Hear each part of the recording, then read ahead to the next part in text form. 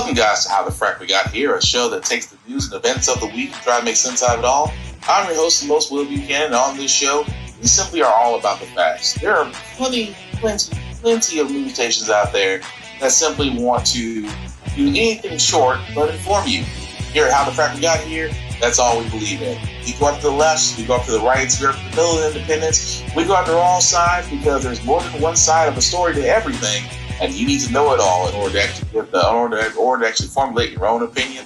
And that's what we try to do here at How the Frack We Got Here. Thanks for listening, and hold on, it's gonna be fun.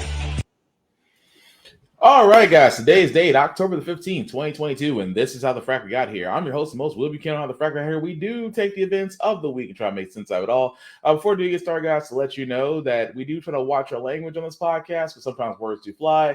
At the same time, guys, we may show things that might be too intense for younger viewers. Aside from that, viewer discretion is advised. All right, so what do we have for this weekend? Well, at the time of this recording, guys, the debate between Herschel Walker and Raphael Warnock would have concluded. It actually happens Friday night. But one thing has always concerned me, and I say concerned just because you get different people out there that I don't expect. What I mean by that is Black conservatives. Yes, you're out there. Yes, there's a lot of you. Yes, I will not understand how you can be conservative-minded unless it has worked out very well financially for you. That's the only reasoning I can come to, because anything about the GOP definitely does not scream we are for minorities. That being said, the reason why I bring that up is because, crazy enough, that Herschel Walker still has support from Black conservatives who sit there and say, of course, this one guy here, who's actually a Black conservative talking host, sat there and said that my vote is strictly about control of the Senate. We need every seat. Now, you guys have heard me sit there and say for the longest time, conservatives could give a rat's ass about women's rights. They could. I mean, the thing about it was they got Roe versus Wade shut down because an extreme religious view of individuals sat there and said, we have to protect the unborn because our population is dwindling, because our armed services enlistments are dropping, and everything of that nature. Because let's be honest, Republicans only care about Americans in three stages of life. 1, when you're unborn. 2, when you're of age to serve the Army. And 3, when you're about to need Medicare and Social Security. The only 3 times, because those are the 3 times we'll either try to save you, screw you, or kill you. That's just being honest. That being said, the fact that Black conservatives are really joining this and sitting there saying that we have to back up Herschel Walker. Don't believe me? Here's one Black conservative radio host in Atlanta who's giving for the next 5 minutes, just bear with me on this, because I can only think that Black conservatives do this to chase a bag at this point. Still supporting Herschel after all of this stuff happened. So I talked to him for like 45 minutes, and it's, like I said, it's going to drop on Monday. And he said, well, do you have other people, African-Americans, who still support Herschel? And I said, absolutely. And I put him in touch with a couple friends of mine, and several of them women, I think one guy, and an article drops, like I said, NBCnews.com Monday. But I told him, as I told everybody here, and I'm hearing this throughout the state, for the most part, there's no massive drop of Herschel support that I'm hearing. I'm hearing people, Martha Zoller, a good friend up in Gainesville, says she's got a mixed bag. She's hearing a mixed bag, people bailing, some people not bailing. But for the most part, what I'm hearing is that people are essentially saying, I want control of the Republican Party. I mean, of the Republican Senate, period. So it's going to be interesting coming in November. The debate is next Friday. I think that's going to be the key. If Herschel performs well in the debate, I think this is a tight race again. Survey USA just dropped the poll from September 30th through October 4th. It has Herschel at 38. and Raphael, Senator Warnock at 50, and 7% undecided. So it's going to be interesting. I think the debate next Friday, we're going to be airing it here. As a matter of fact, here on WSB Radio, we'll be airing the debate live. But I think that debate is going to be key to his survival in this race. If he performs well at the debate, I think the tables turn on the Democrats. That's just my prediction. Well, I don't know who's going to do what during the debate. I know there's not much Herschel Walker. There's nothing Herschel Walker can do right now to lose the bulk of the Republican support. It's not anything he can do. As you watch Fox News, they're talking about what we talked about when Reverend Warnock was running last time. They've already talked about it, but Fox News is making it seem like nobody's ever talked about this. Voters in Georgia don't know about Reverend Warnock's this. They're doing the deflection. So at this point, Herschel Walker's fundraising numbers are going to go up. And Herschel Walker, doesn't matter what he does. Doesn't matter if he comes out and says he's been lying and he wants forgiveness again. It doesn't matter. There's nothing that Herschel Walker can do to lose the support of most people listening to me right now. I doubt very seriously. I don't usually make blanket statements, but I'm going to do a Shelley Winter and make a blanket statement. If you were supporting Herschel Walker, I doubt very seriously, if you're listening to Word of the Street right now, that you're unsupporting Herschel Walker. You're going to support him because, like Shelley said, you guys need control of the Republican Senate, and it's bad versus evil. I mean, who's the worst? So what? One guy lies, one guy beat up his wife. So what? He had a gun to her head. So what? He had mental issues. He confessed it. So that's really my thing. It's not going to be shocking when his fundraising numbers go up. It's not going to be shocking that he doesn't lose support. That shouldn't be a shock. It's a political year. It's an October year, and people want their sides in. So I'm going to stop it right there, because if there's one thing that you could take away from this, that individual is talking about, they're right to a certain extent. There is nothing at this point that Herschel Walker can do outside of murder, maybe, that will not lose him Republicans, will not lose Republican support. Keep in mind, the party of family values, the party of moral centers. And again, Herschel Walker, a man who has been consistently found to be lying about his resume. And I'm sorry, at this point, if he does somehow become a senator, no job in America should be asking me about my experience if Herschel Walker can bullshit his way can bullshit. And yes, I know, I was going to watch my language, but let's be honest. If Herschel Walker can bullshit his way into the U.S. Senate, then I can apply for any job and I can bullshit my way to getting hired. Because if America is that dense, specifically Georgians, if you guys are that dense on Herschel Walker, or you believe that strongly that Republicans will do anything and everything to get the Senate back, there are dark days ahead for us all. Because keep in mind, Herschel Walker was ducking, mind you, debates. Raphael Warnock, for the longest time, was wanting to do debates. Herschel Walker said, well, I'm not a smart man, but Raphael Warnock is. He's a preacher. He talks real good. He's real smart, and I'm just going to get my ass handed to me in the debates. Do you really want to hear that from a guy who's supposedly running for the U.S. Senate? He's a mouthpiece. You know what he is? He's like Tim Scott. If Tim Scott had one brain cell holding on to CTE, that's what Herschel Walker is. At the same time, this man whose family has already came out and said, we don't want you to run. A man who has allegations of paying for abortions, even though he says it's against them, and he's with the party that supposedly is for the unborn. A man who has lied about graduating top of his class at University of Georgia. That was a lie. Who worked as law enforcement. That was a lie. And again, I can't argue with that host. He could do anything short of murder right now and not lose 1 ounce of support. But I can tell you one thing, if that debate is not heavily moderated or controlled to where Herschel Walker will stand to an advantage, Raphael Warnock, which yes, former preacher, used to public speaking, as most preachers are, as used to, talking for a long amount of time as preachers are. But again, Raphael Warnock and his whole situations, which they'll gladly bring up because, for all their talk about forgiveness and Christianity, have no problem throwing stones at glass houses. I'm not surprised by that. But Herschel Walker, like most conservatives have done throughout this entire election year, as we are about to go next month into the midterm elections, conservatives, the GOP, have yet to offer any answers to all of America's problems except blame the Democrats.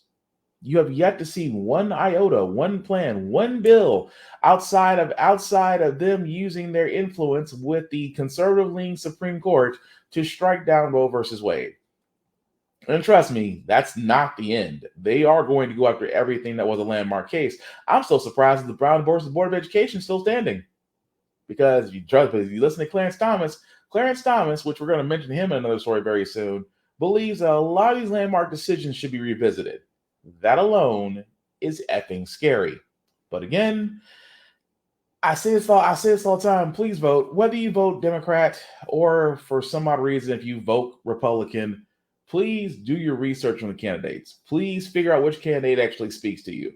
Although, again, I'm trying to be very bipartisan, but let's be honest. Every time I look at the Republican candidates, it's like, which version of poison do you want? You know you're going to die, but at least at that point, you can go out in a beautiful dream, or you can go out the same way you came to this earth, kicking, screaming, and full of your own piss. Up to you.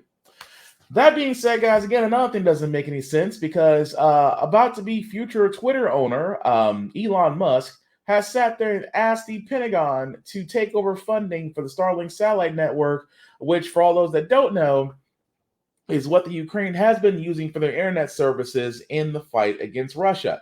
That Elon Musk is saying that his company, SpaceX, is running out of funding for the Starlink satellite, which, if you guys can remember, just a few months ago, he promised to use that Starlink satellite to actually help Ukrainians. And now he's pretty much saying, I'm out of money. Or I should say his company is out of money, which again is amazing to me because this man just somehow raised $44 billion to buy Twitter, which of all intents and purposes looks like it may be a go.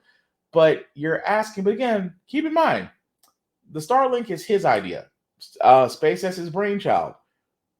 Why is he having a problem funding his own company? That's the bullshit.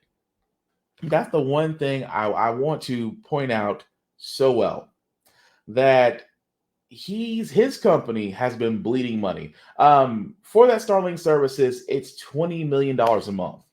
$20 million a month to keep that service going for these Ukrainians. So that means he's losing on $20 million. So far, I think they said he's up to over nearly 80 to 90 million that he spent about this. Here's the thing that I don't get. If you're having such a problem funding it, why are you asking the US government to fund it? It's your system. And this is why I sit there and say, this is why I say when it comes to certain millionaire playboys, be very careful of their so-called philanthropy. Because Elon Musk was looking at this and going, well, we just can't sustain this. If I was the US government, the Pentagon, I'm like, didn't your ass just pay $44 billion for Twitter? You can't handle $20 million a month? No. You decide to fund these Ukrainians out of the goodness out of your heart? Keep that same energy, playboy. But it makes no sense. I know a lot of Americans saying, why should we pay for that? You shouldn't, because a businessman who decided that he wanted to show himself to be genuine and philanthropic, decided, hey, we're going to move that service over there so you guys can continue to have internet services and battle Russia until the money runs out. And when the money runs out, it's like, yeah, we won't be able to help these Ukrainians. So unless you pay us, if you don't pay the money that we're losing, I don't know what to tell you. We can't really help them. And that's really bullshit, is what it is. But again, it's Elon Musk. Why are we surprised? But speaking of things that are surprising, guys, I did want to point this out. The January 6th Commission, as they wrapped up this week, decided to do something that is symbolic, but at the same time, I wonder about the impact of this subpoena and who it's directed at. A dramatic move by the House January 6th Committee. There are 9 ayes, and 0 no's. Voting unanimously to subpoena former President Trump. He is required to answer for his actions. Though it's a step legal experts say is likely just symbolic, today's hearing essentially the committee's closing argument against the former president before the midterms.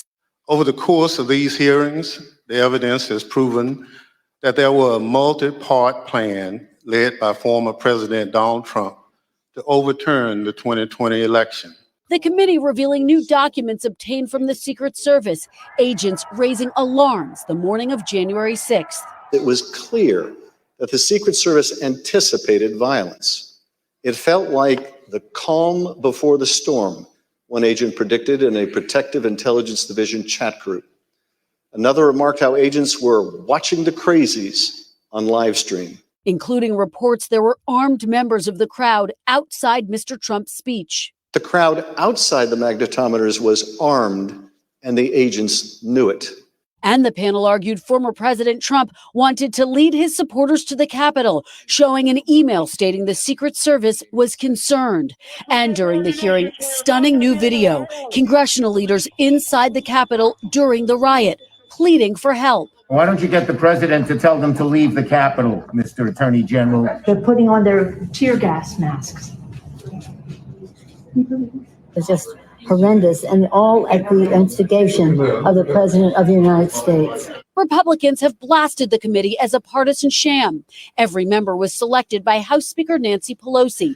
Tonight, Mr. Trump saying, why didn't the unselect committee ask me to testify months ago? Because the committee is a total bust that has only served to further divide our country. Committee member and fierce Trump critic Liz Cheney will soon be leaving Congress after losing in a landslide in her Wyoming Republican primary. Today, Cheney with this warning. What happens when the president disregards the court's rulings as illegitimate? When he disregards the rule of law? That, my fellow citizens, breaks our republic. And Kristen with me live now. While this was happening separately, the Supreme Court handed Mr. Trump a legal defeat. That's right, Lester. In an unsigned one-sentence ruling, the Supreme Court rejected former President Trump's request to have a third party and his lawyers review the roughly 100 classified documents that were seized at Mar-a-Lago. It's a blow to former President Trump and a win for the Justice Department, Lester. All right. Okay, so let's unpack this for a second. The January 6th Commission had decided that, hey, we are going to subpoena failure-in-chief Donald J. Trump. Donald Trump, of course, feels butthurt because he thinks he's done such a great job when, history and facts and numbers say differently. This is what Trump does, folks. This is almost to the point where it's almost robotic, if you will. Trump is going to sit there and say, well, what about the people that weren't selected part of the committee? Why didn't they ask me to testify? Because they're not a part of the committee. They weren't going to ask you anyway. As far as they're concerned, they're keeping their distance from you because it was great when you brought the crazies out and the voting and they jumped right on it. Josh Hawley was one of those, put up that sign, and then as soon as they came running, he went running. Those very same Republicans that you're talking about rode that wave of support that you brought in, but didn't realize that wave of support came with an angry mob. So, of course, they're not going to sit there and subpoena you because what they're going to say?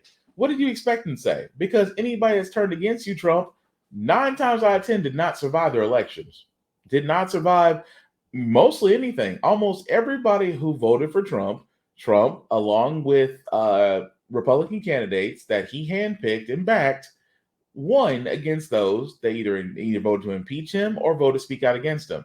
That's just the way it was because the Republican mob is like that. It's a mob. You go against the mob, you're out. Or even worse, you're getting lambasted because that's what happened to said politician that we just saw. We literally saw Liz Cheney get lambasted.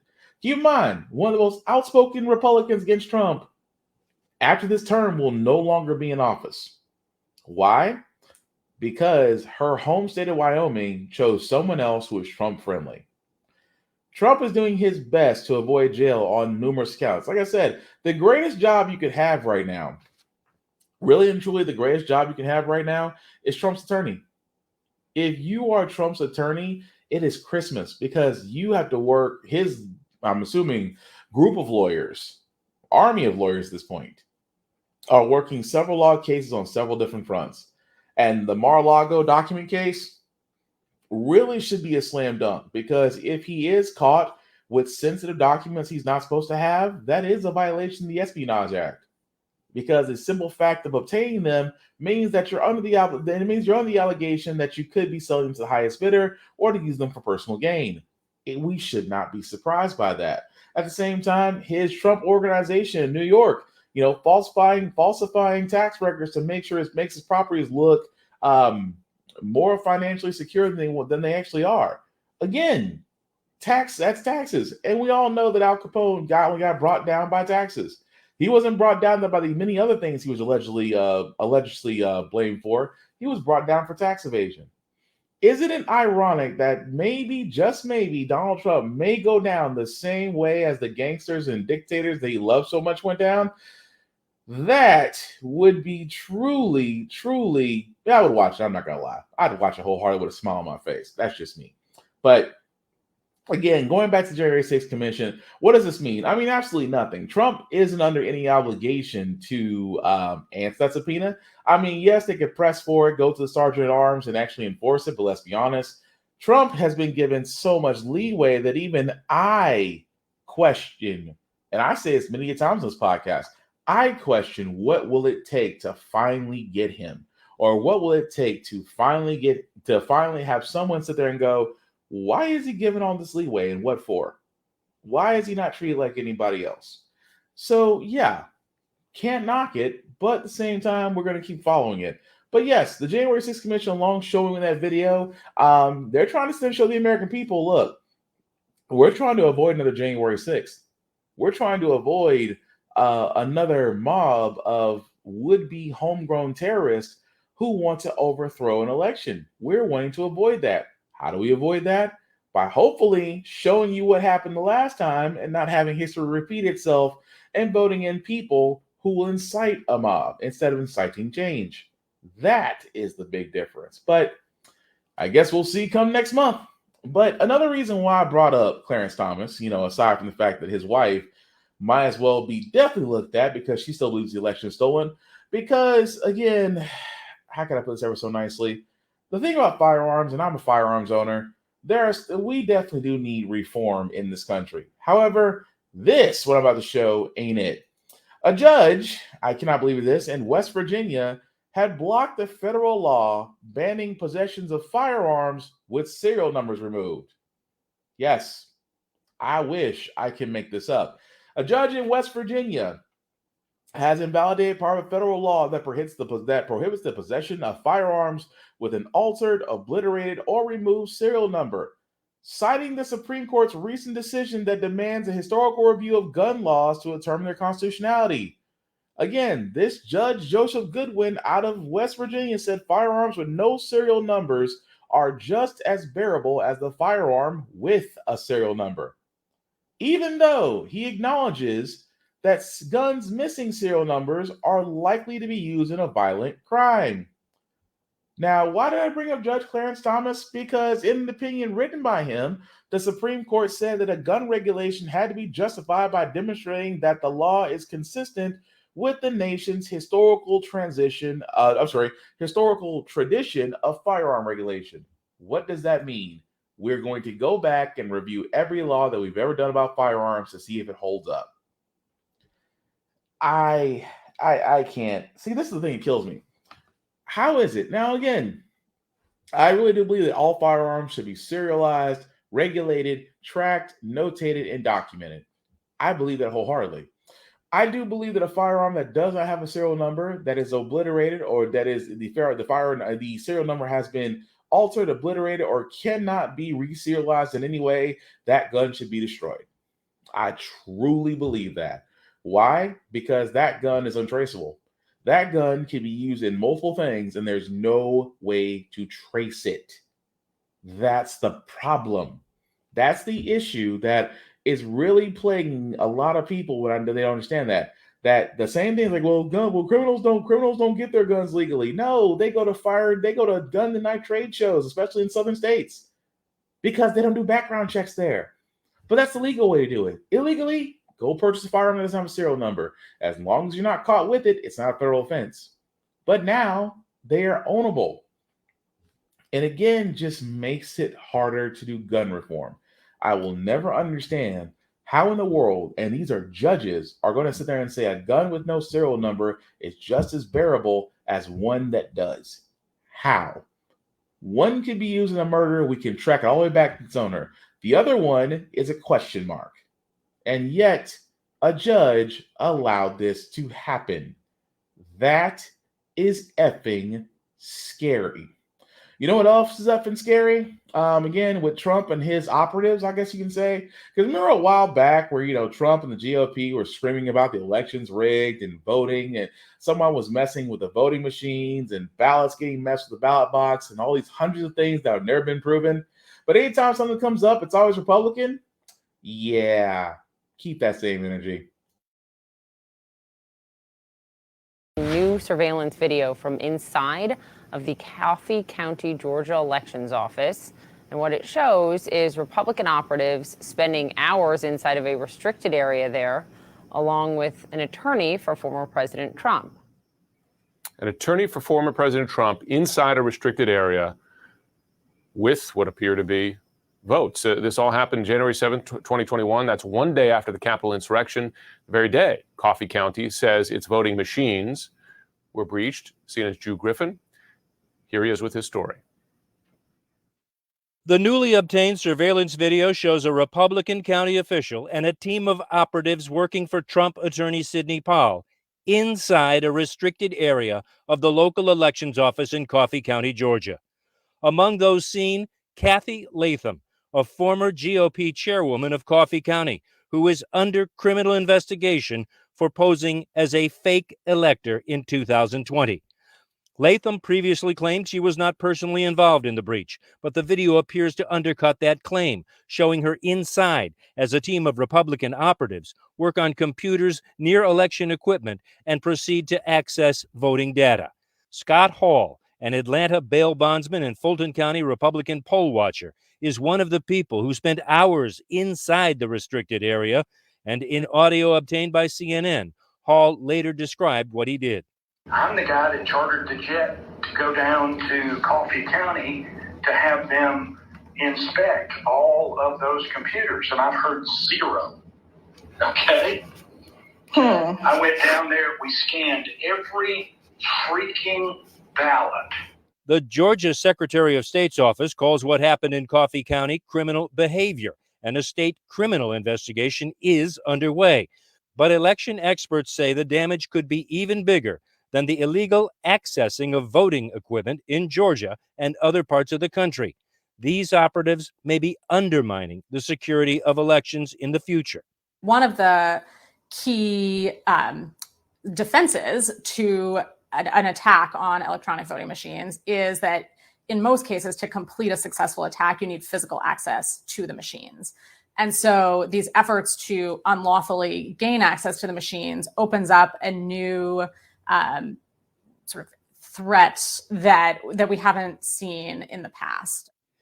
We did get an adamant response from Kathy Latham, the woman who is all over this video. According to attorney, Ms. Latham did not act improperly or illegally. Of course, Poppy and Jim, this is just one of many breaches across the country that are right now being investigated, all with connections back to this effort. And again, this is the same group of individuals associated with Trump who swear up and down during his election. What was his big thing? Oh, they're going to try to screw me over. They're going to try to do this. They're going to try to do that. And who's in the ballot room with all the votes? The same people that are supposedly working for him. But again, tell me, Mr. Failure in Chief, how literally the election was against you when you try to stack the deck. Even prepare to claim victory, even though you knew you didn't win. But again, this is why I say, guys, that this voting as far as midterms next month is going to be so crucial that Southern states are already making it harder for people to vote. They're making mail-in voting more exclusive. That ballot boxes either being removed or moved. And the simple fact of the matter is, the things. I mean, they basically, and this is about Republicans. Republicans put this mess in that apparently poll workers cannot give people food or water while in line to vote. You can't get. It is a felony to give somebody food or water. Think about that for a second. How bad are we as society in the middle of a voting process that a poll worker cannot give food or water to somebody in line? It's food and water. It's not going to buy their vote. I mean, it's common human decency. But then again, had the Voting Rights Act been passed, it would have blown away all of this. But thank Manchin and Sinema for that, because the one thing Democrats couldn't get passed, because for some odd reason, making Election Day a federal holiday, making everybody automatically enrolled to vote, by allowing everybody to use every bit of options to vote or however they feel, seem to be a little too much, especially as far as all the voting laws that have changed in all of these states that are governed by Republicans, which, had the Voting Rights Act went into place, would have nullified it all. But tell us again, Mr. Failure-in-Chief, how they tried to screw you over, because that's what you're used to. And since it's almost, if you really think about it, Trump and Herschel Walker are using the same tactic. Woe is me, I'm the victim, I'm the one trying to fight against the oppression because I'm oppressed. No, you're not. Both of you are freaking idiots. But again, a quick word about inflation, because just like everything else that's going up but your paycheck, inflation is definitely on the rise. Warning, the new reality on inflation. Prices are still rising even higher than expected, up 8.2% last month compared to the same month last year, and up 0.4% from August, which is double what the experts predicted. We are paying more for just about everything. One bright spot has been gasoline, but even that now is trending higher again. Rent is up 7%, groceries 11%, and medical insurance up nearly 30%. All this means the Federal Reserve is almost certain to raise interest rates by another 0.75 points next month, making credit card debt and loans more expensive. Mortgage rates already surging to their highest level in 20 years, now approaching 7%. One bright spot? Jobs. The labor market still remains strong. Consumers appear to still be spending, although we are starting to change our spending habits. Americans are squeezed by the cost of living.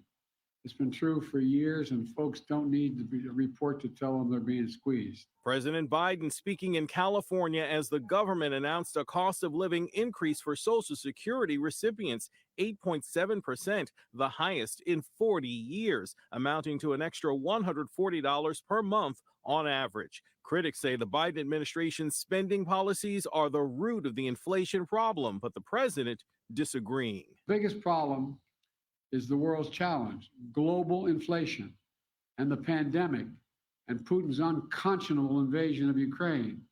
Here's the deal.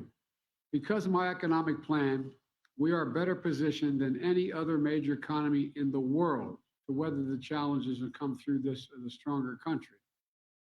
Biden is also taking heat for the spike in gas prices. He's now promising to speak to Saudi Arabia about OPEC's recent decision to cut back on oil production, but he's not elaborating on any action he may take against the Saudis. Okay, so again, it always amazes me about inflation that when it really comes down to it, there's a way to solve inflation. You notice they keep on saying the whole entire time everything's going up. Really? People's spending power hasn't gone up, it reduces. That's how inflation works. Because if people aren't being paid enough, people spend less. If you spend less, that means that companies don't make as much. Companies don't make as much means that there's less profit, which again leads to less jobs, which again leads to less people paying, which again leads to less stuff being bought, which again leads to companies cut back, which means people lose jobs. Do you see the cycle, how it works there? What is amazing to me is that I keep on saying the whole entire time, I've said on my Facebook post, if the same way that we got out of inflation many times was that we simply paid people more.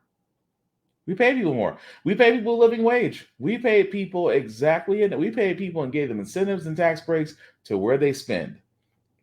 Because our capitalism machine runs on consumer spending. If consumers are not spending, then unfortunately, That's where the blowback happens, not on profit. Because a lot of people think that companies profit actually determines consumerism.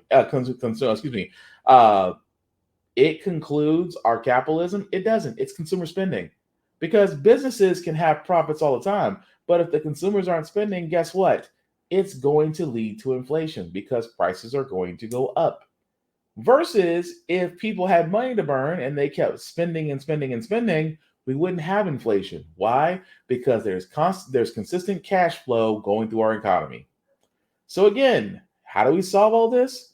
Pay people, which means, and I said the cold hard truth about it is, for a very sustained period of time, companies will have to take a hit to the profits.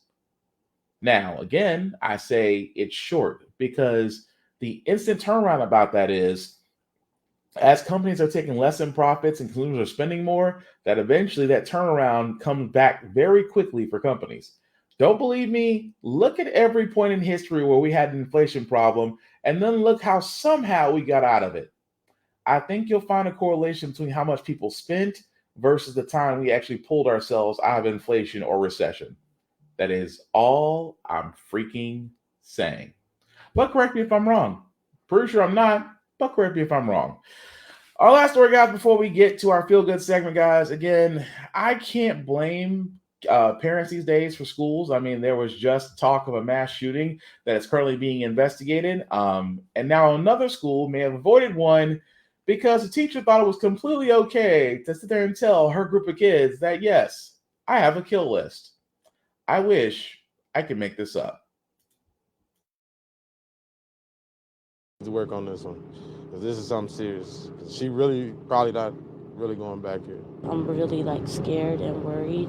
Disturbing and violent comments allegedly made by a 5th grade teacher at St. Stanislaus School in East Chicago have left a deep concern lingering over Portia Jones, her family, and her classmates. That teacher tonight now in police custody after comments allegedly made about Portia and other students. She said that she wanted to choke us and she wanted to kill herself. Just before 1 yesterday, Portia says she immediately alerted her counselor, then her principal. And police say while speaking with the principal, the teacher admitted to making comments about having a kill list, even naming a specific student's name, but never giving them the list.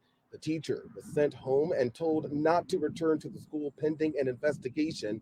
East Chicago police say they weren't called to investigate until 4 hours later. They should have never let her walk out them doors. They should have called the police right then and there. That's a threat on the school.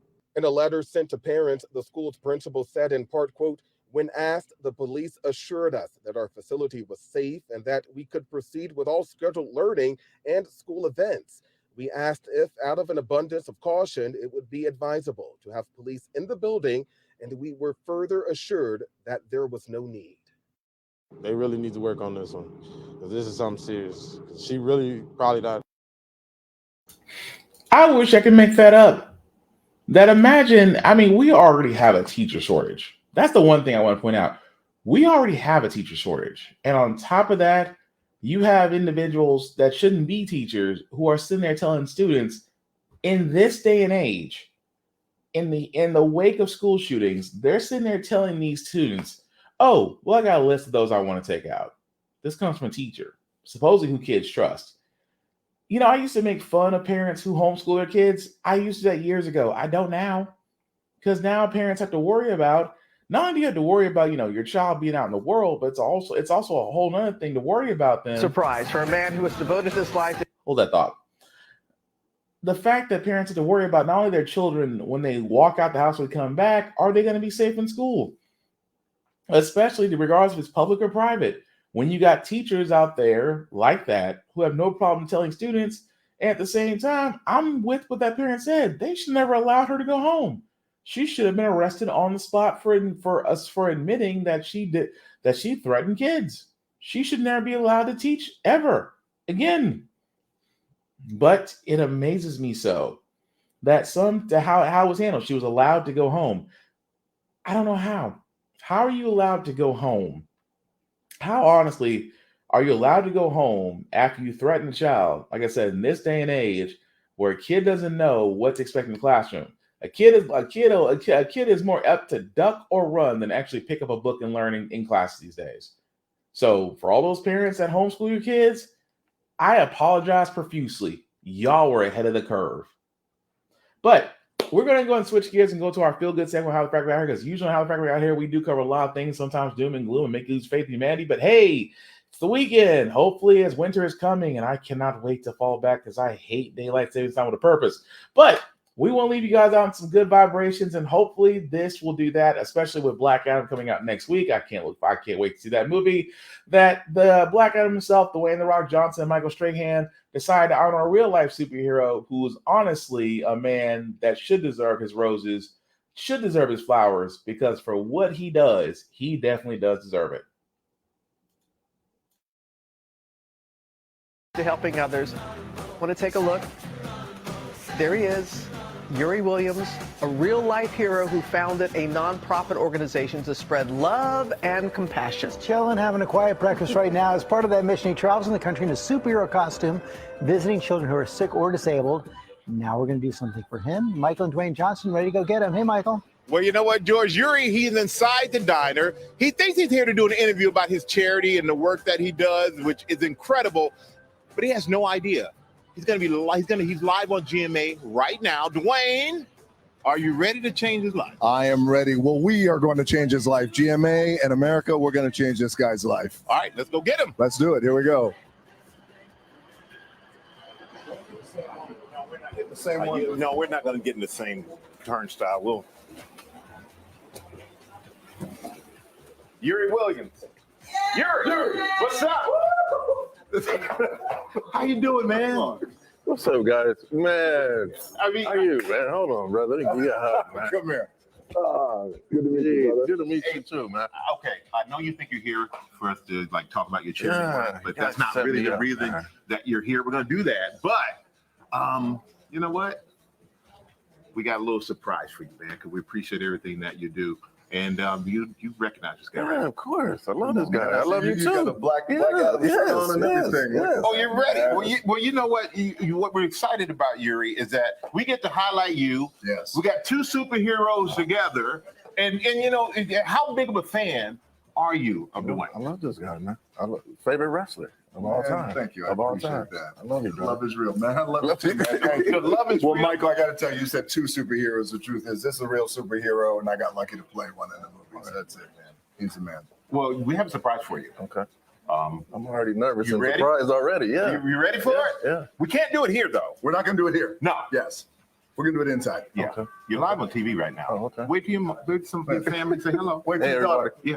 Hey, Jay. Hey, Jay. I love you. There we go. I love you. All right, Jay, we're taking your dad. We're going to go to the studio. We're going to got a little something for you. All right. All right, come on, my friend. Let's go. You want to eat? No, All right, Robin. He's like, no. Robin, we're coming for you, Robin. Oh, let's There we go. go. Wow, dude. Go ahead. Wow. All right, you go first. Dwayne Johnson walking in. Wow, you're speechless too. I would be speechless as well. You're right about that. We have a lot of fun surprises in store for Yuri coming up. They're making their way up here to the studio. Oh, what a fun morning it is. Dwayne Johnson, he just surprised, yes, a real-life superhero. To Yuri, how are you feeling, man? I'm pretty sure this was not what you were expecting when you came in this morning. You guys got me this morning, man. I wasn't expecting. I was coming to look for you actually tonight for the premiere, but and you show up. That's ridiculous. I came to you. Yeah. God is good. God is good. God is good. And you know what? We brought you here because we wanted to let everybody know about all the incredible work that you do, all the joy and all the hope that you bring to people through tough times. So we want you guys to take a look. How you doing? Yeah. Behind this superhero costume is a superhero himself. Good morning. Can I come in? Yeah. Okay. It's the things that Yuri is doing that a lot of these kids are going to remember for life. He's literally the first person to put a smile on AJ's face. Yuri Williams is changing the life of children around the country, one door knock at a time. So ask me, you want to come in? Come in. I just love the fact that there's people like Yuri out in the world who really care about kids like Levi. Even as caregivers and parents of children with special needs, we do feel isolated. Digging himself out of a deep depression following his mother's passing in 2009. Today would have been my mom's 77th birthday, so I'm just giving back to her. Yuri took to Instagram asking for donations to get into costume, launching his nonprofit, A Future Superhero and Friends, in 2018. His goal, to bring smiles to children with health challenges, including those fighting life-threatening conditions. Dressing in superhero costumes, including Spider-Man, Deadpool, and The Mandalorian, Yuri has visited all 50 states 3 times. This is your reporter, Santa Lauren, reporting to you from state number 49, Alaska. My toenails are taller than a polar bear right now. Gifting art kits, backpacks, toys, Who's that? Baby Yoda. and over 100 baby Yodas. You give a kiss? When we opened up that door, that great big man standing there with his Mandalorian. I know, right? The kids were just ecstatic, especially these little guys. Super, super excited. Oh, that's so sweet. Thank you. AJ was diagnosed with cancer at the age of 2. Thank God he beat the infection. He's cancer-free now. He's definitely a miracle baby. And so with all that stuff that happened with AJ, he came around Christmas and surprised him with gifts that he wanted. I will never forget that day. Making sure these families who are facing tough battles Say hi. never feel alone. Yuri, thank you so much. We love you.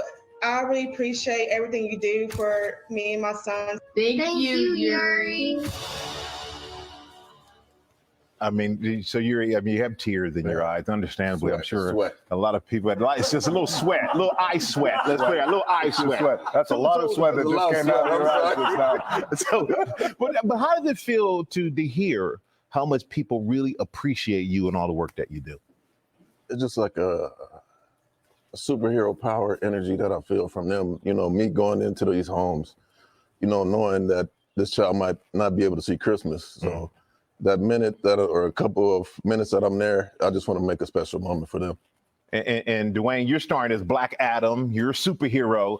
But how does it feel to sit next to Yuri and see what he's doing out there as a real life superhero? Thank you for saying it like that. You know, I get lucky, you know, to play Black Adam, but you are a real superhero, man. And I got to tell you, we've never met until right now, but I'm really so proud of you, brother, and the great work that you do, because I always like to say, and I know Michael agrees with this kind of stuff that you're doing, that's the best part of fame. And it's the best part of having influence, is to make people feel good. And that's a special thing, how you make these kids feel. So keep up that great work. Thank you. Thank you. And, you know, we came over to the diner. We brought you over here. A lot of surprises, but we're not done with the surprises, because we know you dress up in costume to surprise these kids and bring them joy. And Dwayne, you're a man of many surprises. Listen, I love surprising. I love surprising people. So Yuri, I got you Black Adam here, brother. They match with my socks. Yeah, they're gonna match with your Black Adam socks. Black Adam socks. I got you those special Project Rock Black Adam. It's all Black Adam gear, and of course, with the Black Adam headphones, we got the Black Adam costume. Of course, brother. Thank you. So Yuri, what do you think the kids are gonna think when they see you in your Black Adam costume? I'm gonna have to borrow those guns for it. Mine's not that big, man. There's muscle padding in that suit. Okay. Can I get one of those? You can. All right, thank you. You don't need one. I need one of those. You don't need one. And earlier you talked about, I didn't know I was going to meet you. I was thinking about going over to the premiere, hopefully get a chance to see you. So you still want to go to the premiere? Yes. Would you like to go as what? As a special guest, I think. How about that tonight? So what I would love to do, Yuri, is personally invite you and your guests. Maybe it's your daughter Jaden or whoever it is. I want you to come to the premiere. Tonight's premiere for Black Adam is the biggest premiere of my life, of my career. I'd be honored to have you join me, man. There you go, bro. Thank you, brother. I'm there. You're there. All right. And the other incredible thing is that you take these families and these kids who can't to the theaters to watch these superhero movies, which are very empowering, by the way, and definitely love that you do that. But we want to help you with that as well. Dwayne, take it away. We do. What we want to do here, Yuri, is in Long Beach, where you're at, we're going to rent out the biggest, most amazing, most immersive theater. And I want you to invite all your families, all your friends, whoever you want, on us to watch Black Adam and enjoy the movie. welcome. I got to say, man, this has been just a delight to meet you. I mean, the eye sweat is amazing. I mean, but you really you inspire. It's not just people at home, but people like us that we meet you. It really does inspire us to do more and be better. And I don't know if you meant it just for the kids, but you're helping a lot of adults too, my friend. Thank you. I appreciate you guys. You are my role models, coming up, and kids look up to you guys, and I just want to be able to get that torch and do the same thing you guys did. Well, you're holding the torch and you're passing along well, my friend. Thank you. Oh, everybody give it a little louder for Yuri Williams, everybody. That's right. Like I said, I love that fact just because, again, not all superheroes wear capes, and that man is definitely doing the Lord's work. But that's from a superhero side. But anyway, that's going to do it for this podcast, guys. Thank you all for watching, for liking, for letting people know this is live. I certainly appreciate that. Before we do get out of here, some shameless plugging as usual. I do want to shout out my buddy Vaughn, Big BZA on all socials. You can definitely check him out, as he usually is very popular on TikTok. Barely says now is Big BZ. What is Big BZ thinking? As well as he is back to his producer roots, which means he is definitely producing beats. So definitely check him out there. Big BZA on all socials. As for yours truly, guys, you can find me BlackFox447 on all socials. TikTok, Snapchat, Instagram. I usually post everything that I review and play, and sometimes gym stuff because I do a couple push-ups. At the same time, guys, all I'm asking for is to just be kinder. I'm not asking to be, good Samaritans, things of that nature, but simply just be kind. Say hello. Check up on your people, because we're all facing something. We're all battling something that everybody may not know about. But again, just saying hi or hello or just checking up on somebody, you may actually do a lot more than just brighten their day. You may save a life in the process. Also, if you're going to be out and about, please, especially in high traffic areas, please wear a mask, because coronavirus and all that stuff, even though that's not talked about as much as it used to be, it is still out there, guys. So definitely protect yourselves by protecting others. And if you feel sick, please stay home, because that's the only way we're going to beat this pandemic, because we are still in a pandemic. The actual link at the bottom that's been trailing, let me make that just a little bit bigger for you guys. If you copy and paste that link into your browser, it will take you to my link page that has the YouTube and Facebook groups for all of my podcasts. How the Factor Got Here, Get Bit, and of course, the Offense Podcast. Like, share, and subscribe. Let me know what you think of the show, good or bad, or just your opinions on everything we talked about. I still want to continue that conversation. That being said, guys, before we do wrap it up, I always want to sit there and say this. The last thing about How the Factor Got Here, it's all about staying informed. We are not trying to reinvent the wheel. We are simply giving you all the information allowing you to make up your own mind, but we provide a logical perspective that goes along with it. We do a lot better as a society once we're informed. We're aggressive. We move forward. We try to right the wrongs of our past by making decisions now that we should have done back then. Electing our first Black woman to the Supreme Court, electing our first Black woman to the Federal Board of Governors, electing our first Black 4-star military general in the armed forces. All great things. When we don't learn from history, guys, we are doomed to repeat it. That's why we keep asking ourselves, why does everything go up by our paycheck? Why in the world do we elect different politicians but still the same old game in Congress? And most importantly, how the Factor got here. Thank you all for watching, guys. Take care of yourselves and each other, and we will all get through this. Peace.